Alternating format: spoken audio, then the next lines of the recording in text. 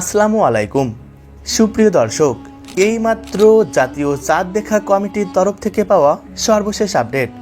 ভারত, বাংলাদেশ এবং সৌদি আরবে ঠিক কবে নাগাদ পালিত হবে এবছরের ঈদ উল ফিতর? রোজা কি 29টা হবে নাকি 30টা রোজাই সম্পন্ন করতে হবে? কি বলছে সৌদির চাঁদ দেখা কমিটি? বিস্তারিত জানিয়ে দিব আজকের এই ভিডিওটির মাধ্যমে, তাই অবশ্যই পুরো ভিডিওটির সাথে থাকবেন। আর এমনই সব গুরুত্বপূর্ণ ভিডিওর আপডেট সবার প্রথমে পেতে অবশ্যই চ্যানেলটিকে সাবস্ক্রাইব করে পাশে থাকবেন। আর কমেন্ট বক্সে আলহামদুলিল্লাহ, ঈদ মুবারক এটা লিখতে ভুলবেন না যেন। দর্শক বন্ধুরা, আমরা প্রত্যেকেই জানি রোজা শেষে শাওয়ালের প্রথম দিনই পবিত্র ঈদ উল ফিতর উদযাপন করা হয়ে থাকে। আর আমরা এটাও জানি রোজা ঠিক কবে নাগাদ শেষ হবে এটা সম্পূর্ণই নির্ধারণ করা হয়ে থাকে চাঁদ দেখার উপর। এবছর রমজান মাস শুরু হয়েছিল মার্চ মাসের 2 তারিখ থেকে। সেই হিসেবে রমজান মাস 29 দিন পালন করা হলে ঈদ উদযাপন করা হবে 31শে মার্চ।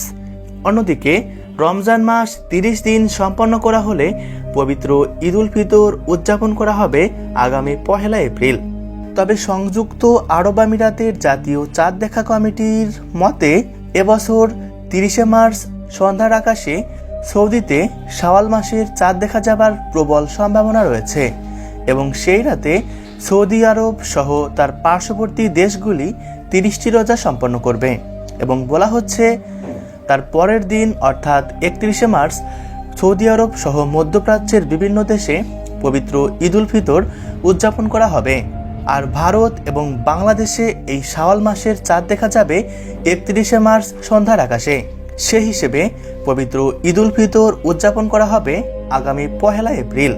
তবে সৌদি আরবে যদি কোনো ক্রমে 29শে মার্চ রাতের বেলায় চাঁদ দেখা যায়, তাহলে সেই রাতে সৌদি আরব 29টি রোজা সম্পন্ন করবে এবং তার পরের দিন অর্থাৎ 30শে মার্চ সেখানে ঈদ উল ফিতর উদযাপিত হবে।